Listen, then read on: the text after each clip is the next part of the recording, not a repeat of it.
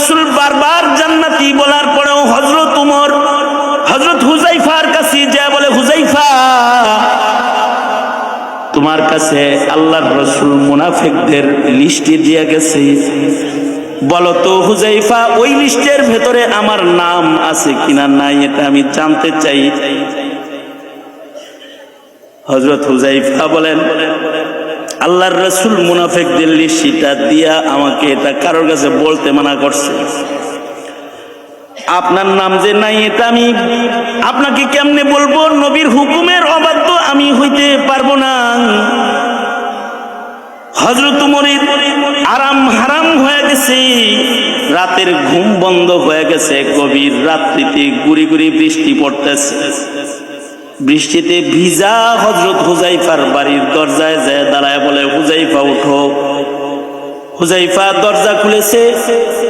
আমিরুল মুমিনিন ওমর, আপনি আসছেন? কি জন্য আসছেন? বলে, একটা কথা জানবার জন্য এসেছি। মুনাফিকরা মারা গেলে তুমি তাদের জানাজা পড়ো না। হাই হুযাইফা, আজ যদি আমার মৃত্যু হয়ে যায়, কালকে আমার জানাজা হবে, তুমি আমার জানাজা পড়বা কিনা এটা আমি জানতে এসেছি। হযরত হুযাইফা বলে, আপনার জানাজা পড়ব না তো কার জানাজা পড়ব? অবশ্যই আমি আপনার জানাজা পড়ব। হযরত ওমর হাসি দিয়া বলে, তাইলে বুঝেছি মুনাফিকের লিস্টে আমার নাম নাই, কারণ মুনাফিকের জানাজা তুমি পড়ো না।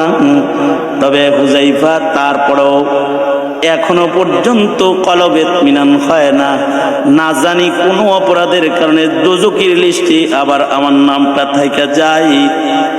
আল্লাহর কাছে কেঁদে কেঁদে তো মত পর্যন্ত দোজখের আগুন থেকে মুক্তি পাওয়ার জন্য কাঁদতেই হবে।